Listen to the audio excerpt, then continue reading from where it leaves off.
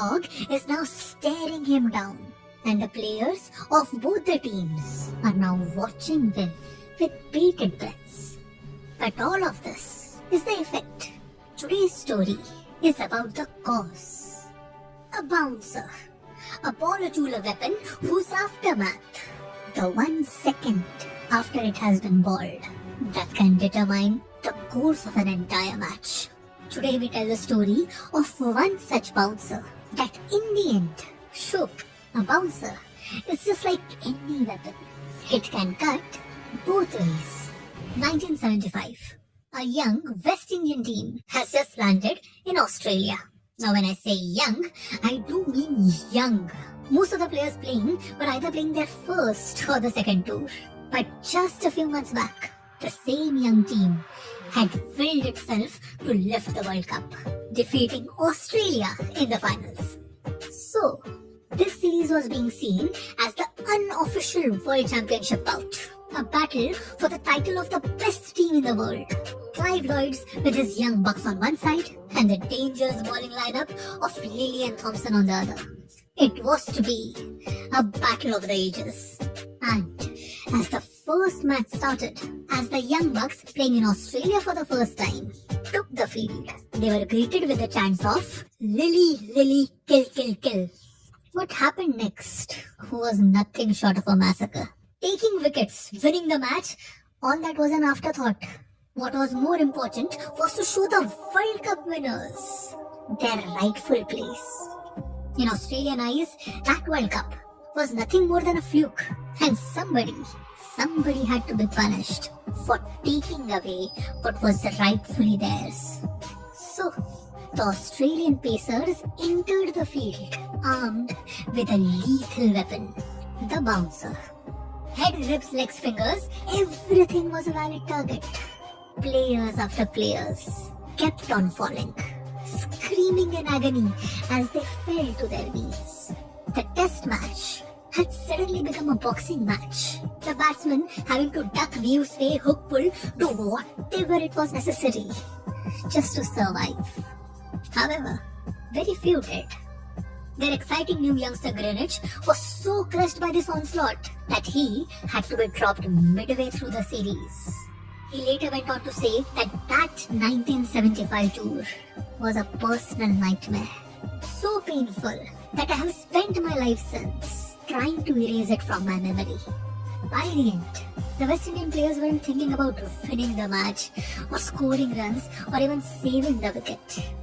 They were just trying to avoid getting hit. Just as the Australian had done at the start, winning was an afterthought at that point. West Indies lost the series 5-1.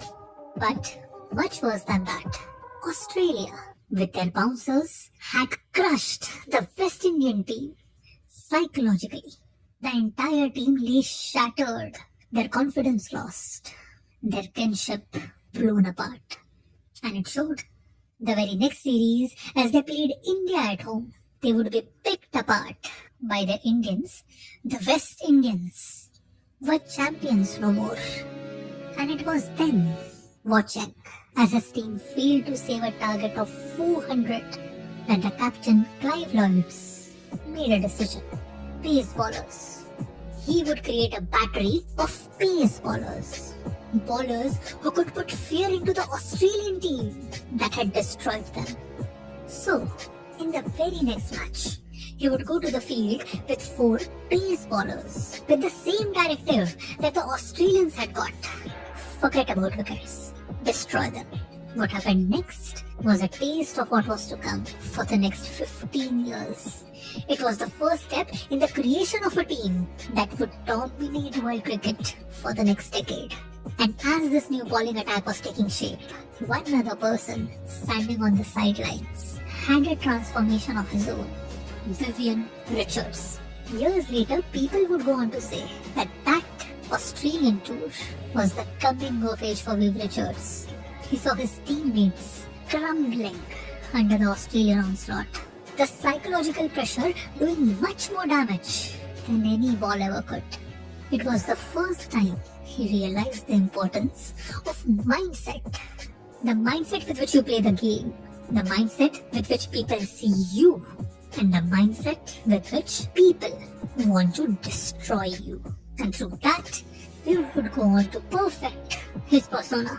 Walking onto the field with his trademark swagger, leisurely chewing a gum as he stared down the baller, taking his time as he got to the crease, wearing only a cap while facing ballers that could knock his head off.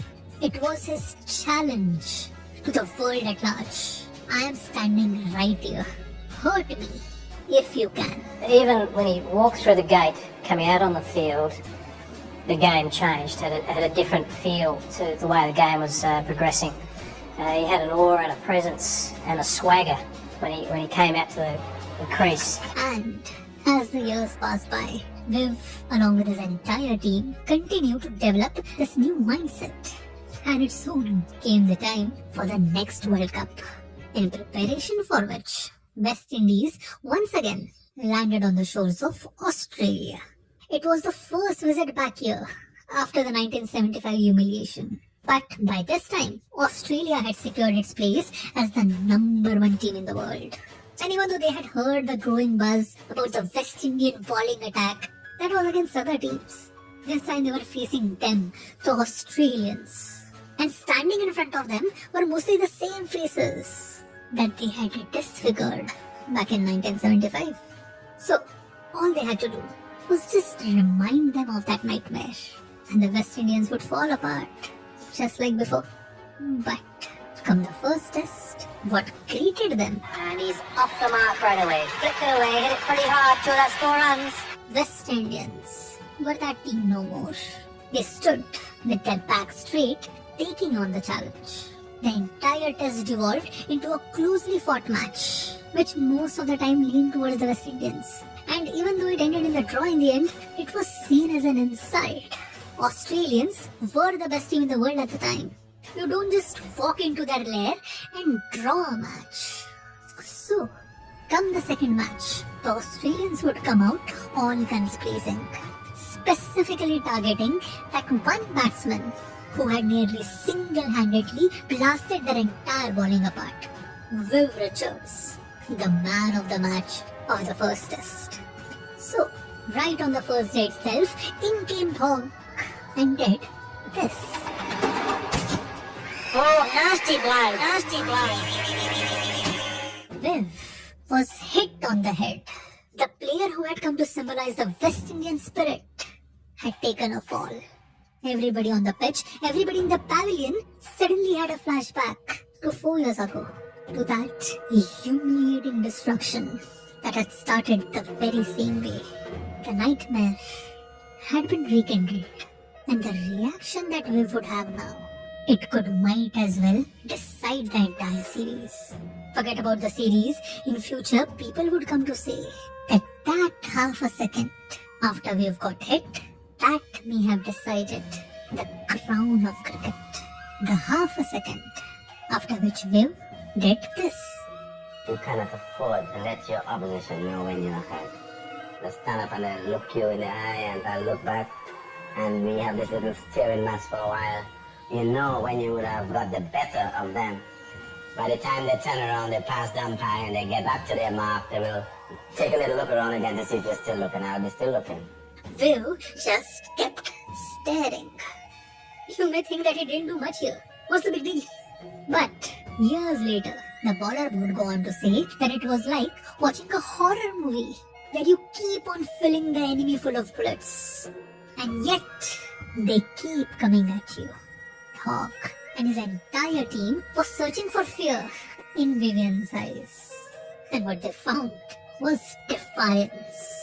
Defiance and disregard. Disregard for the best team in the world, disregard for one of the best bowlers in the world. And this made Hogg angry. He turned on the very next ball and bowled another bouncer. The next 50 minutes would be spent on destroying Hogg in every way imaginable. Hogg would bowl just 5 more overs in this match, each of which would be hit for 10 runs. After which Hogg had to retire hurt due to a sprained back. He would not return back to the pitch for nearly a year after this incident. But his one bouncer would have a price to pay. Because suddenly, the entire West Indian bowling lineup, a lineup that would later be known as the fearsome foursome, all of them had their floodgates opened. Everything that the Australians had done to them 4 years back, it was paid back in full. Every hit, every ache, every broken bone was accounted for. By the time the onslaught was done, the Australians had lost 2 back-to-back matches.